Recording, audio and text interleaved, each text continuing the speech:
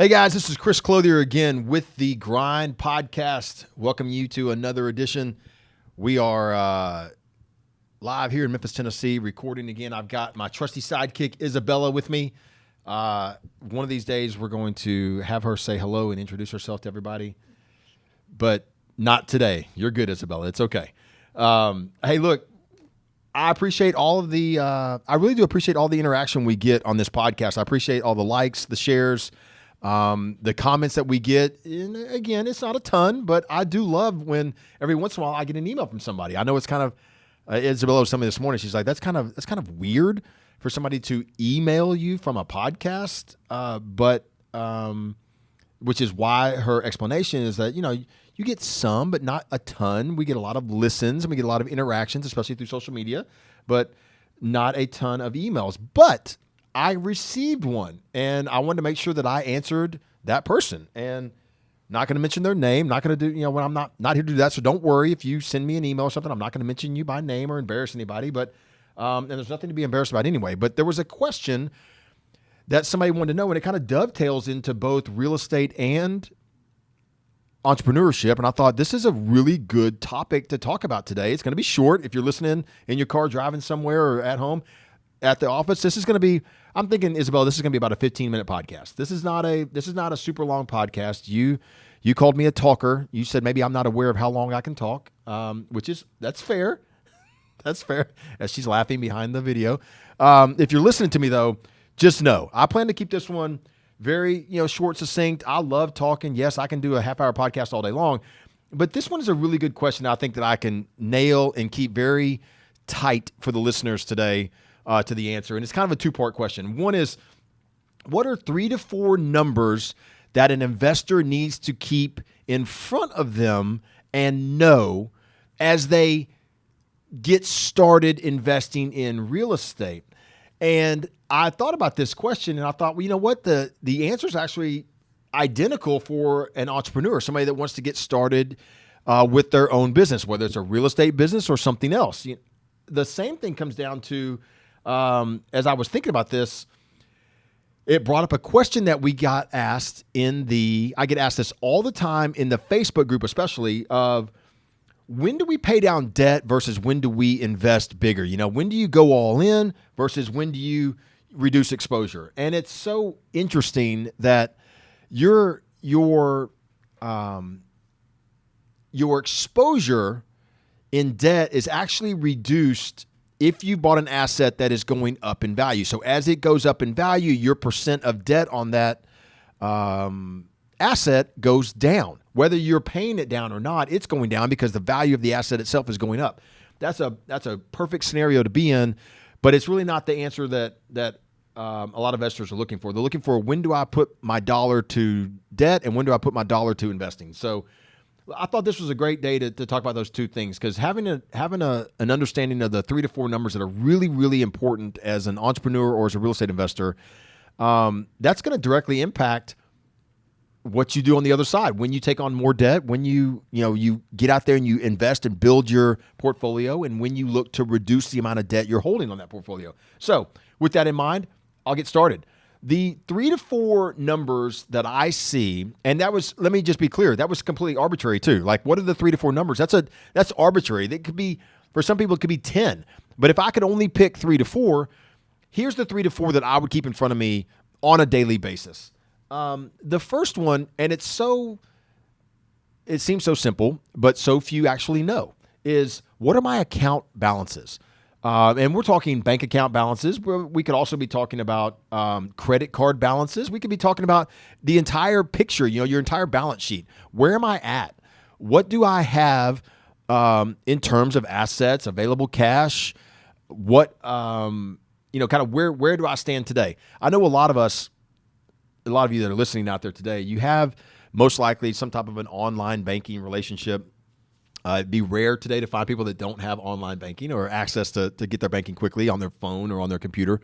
For me, I log in on a daily basis into my bank accounts. But I will tell you that, at any given time that you log in, that doesn't give you the full picture. There's lots of stuff that can be happening behind the scenes in your accounts, but just the simple fact that you have it top of mind, you are aware, you have this general awareness of what do I have in my accounts as of today. I do the same thing with any credit accounts that we have. I'm able to go in and on just about a daily basis, I have an idea of how much cash do I have available, how much credit have I used, and how much credit do I have available. This is just an old habit. It was, if you know anything about Kent Sr., you know that he's a data freak, he's a numbers freak. He could never actually go paperless, even though he's claimed from stage many times that he feels paperless. But that's I think him just being funny, because he gets literally paper reports daily, and he has balances reports that he gets at the end of the day. He knows the balances of every account that we have as a company, but that goes back to day one when he started. I mean, it was just his mentality of tracking and knowing, and is it obsessive? Maybe. But it's kept him in the know. It's taught us to be in the know of exactly where we stand, how much cash we have, how much credit we have. And that is followed by my number 2 number, which is how much money do I owe? And there's sometimes that's a different, what I mean by this isn't just how much credit have I used, so how much money do I owe on my credit card? That's not what I mean by that. What I mean is, at the beginning of the month on day one, my balances, regardless of where they are, there will be bills that I owe that month. And what are they?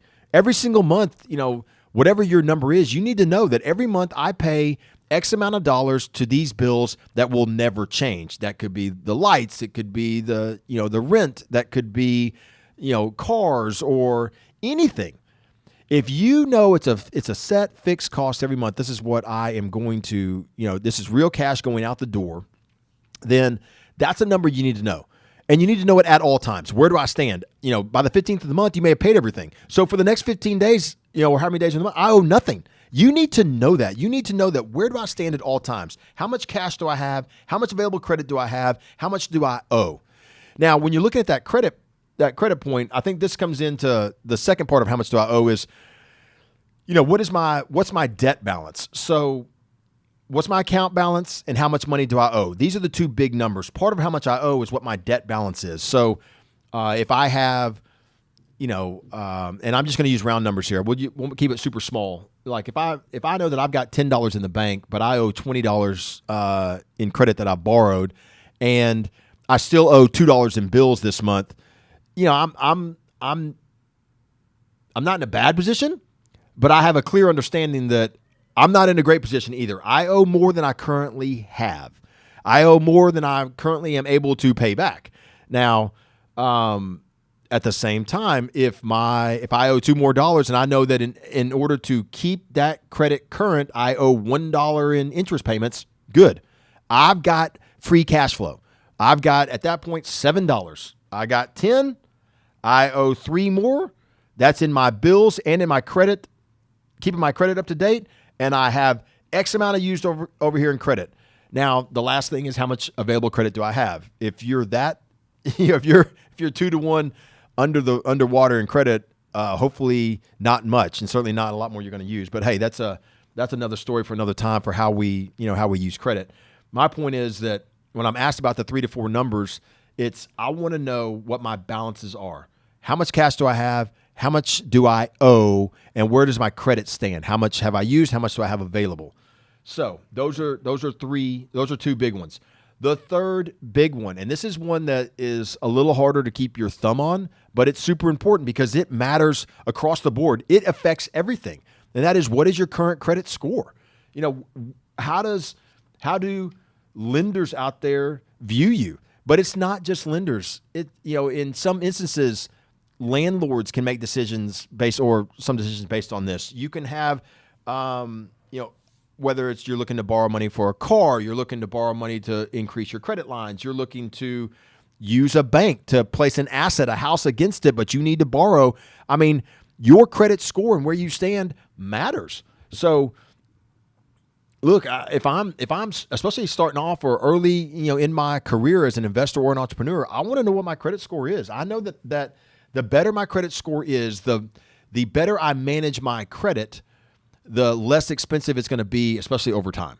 And not only less expensive, but the more opportunities I will have in front of me. So be aware of your account balances, certainly on both sides of credit. Be aware of how much money you owe in your bills at any given moment.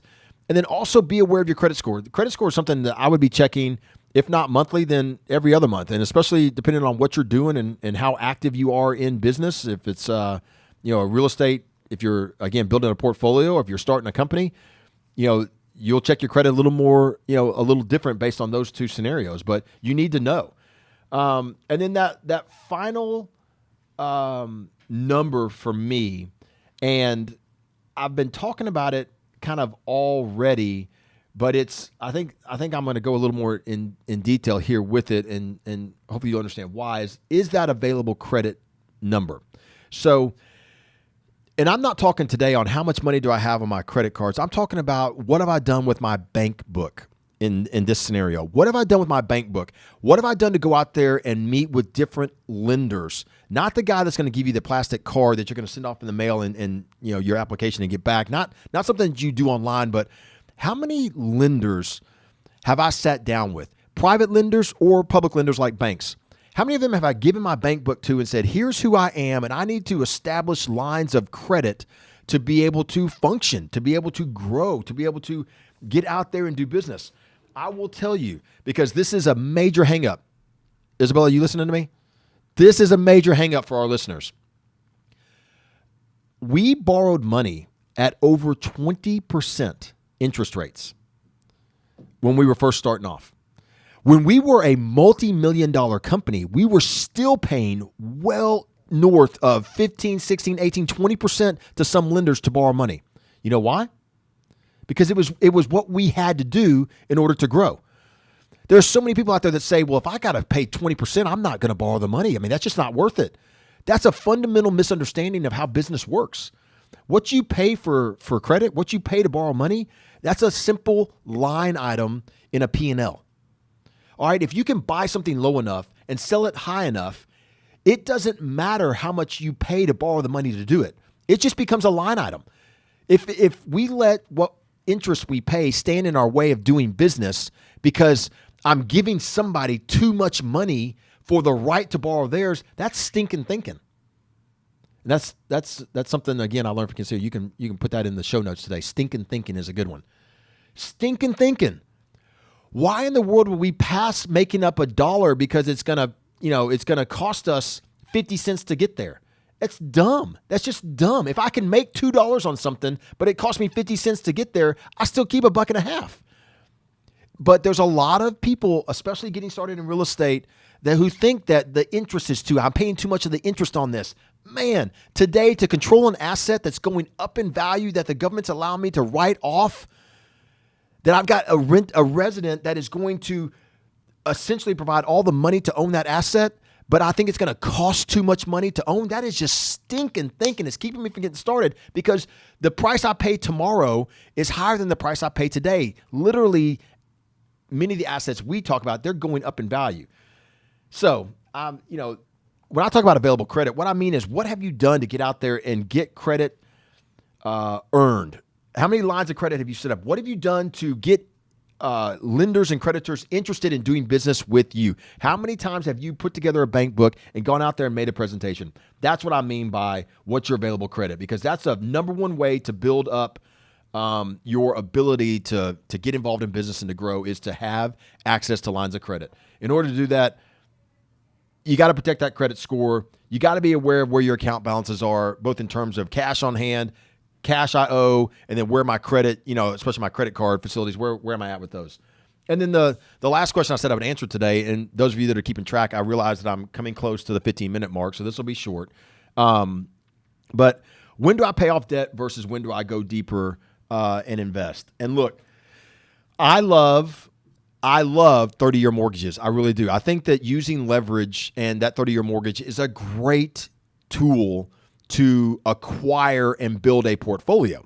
But I personally structure my debt to where I want to pay that off in the shortest amount of time possible without, putting myself in jeopardy. So generally I pay debt off, 30-year mortgages off, I want to pay them off in 8 to 10 years. It might extend out to 12, maybe, especially on more expensive properties or something to that effect. But that's what I want to do. And there's a reason why, because I know as I go forward, I want to dollar cost average my portfolio. I want to build. So I'm looking to get myself in a position where early on I structure my debt to pay off early. And then when I get additional dollars, I'm not thinking about those dollars saying, okay, do I want to pay it off even earlier? No, I've already structured where I'm going to pay off in the shortest amount of possible, the smartest amount of time possible. So every time I get extra dollars, I am putting it towards building my portfolio. I'm dollar cost averaging. Wherever the market is, it doesn't matter. I'm trying to get to an even number where everything is going up in value. Okay, so I buy some on the dip. I buy some at the high point. I'm not really worried about that. I'm not looking long term. I'm trying to be opportunistic so that when I have dollars and big opportunities come in front of me, I'm not worried about where I'm at in my debt cycle. Do I need to pay this down a little bit more, because I structure it all to happen naturally. I take a 30-year mortgage and I want to pay it off in an 8 to 12-year time frame. I do that from day one so that any additional dollar I get, I'm using to build my portfolio. If you are just getting started off, that's the route I would take. I would take this route of what am I comfortable that I'm able to pay off my debt early and then put my extra dollars in. And here's the big reason why. If you've got 30-year money, you're going to spend your first 18 to 22 years just really paying off interest. I mean, you're not really touching the principal much at all. And so you are, you leave yourself open to the susceptibility of market cycles, going up and down. And when it goes down and you owe practically the same amount as what you paid for it, and you get caught in a down cycle and your lender wants you to even your loan up, which does happen in especially in really tough cycles, you're not in a position to do it. You're in a position where you've been building debt. You've been going deeper and deeper and deeper into debt using 30-year mortgages because they say, hey, it's the cheapest money you can get. 30-year money, don't pay that off early because it's so cheap. Well, look, over 30 years, you're going to be through multiple cycles of the real estate world, most likely. And if that's the case and you're not really touching the principal in any meaningful way for decades, you're going to go through multiple cycles in that time. If you're an investor that wants to build out a portfolio, your best bet is to borrow the cheapest money possible, but to keep yourself in a position where you have reduced principal, where no matter what happens to that asset, as it goes up and down, you always owe less than its value. And you cannot always expect real estate to be constantly going up. As it's going up in value, get assets under control, okay? But put them in a position where you can pay them down. Don't put yourself in a position where you're at the whims of the market to kind of know, are you in a good spot or a bad spot? Guys, my name is Chris Clothier. This is the Grind Podcast. I really appreciate everyone out there that's listening. I love talking this stuff. Isabella, I kept it under 20 minutes. Is that good for you? Yeah. Are you happy? Did y'all hear that? I will get her over here on the microphone with me in the near future. Isabella, will you be on the podcast with me in the future? Okay. Well, if those of you that didn't hear, she said, I'm not so sure about that. Either way, guys, from the whole REI Nation team over here, as we put together the Grind Podcast and the Grind Newsletter and the Kent Clothier Executive Letter, we appreciate all the time y'all spend with us. We appreciate all the feedback you give us. Until we meet again, guys, commit to the grind. We'll talk soon.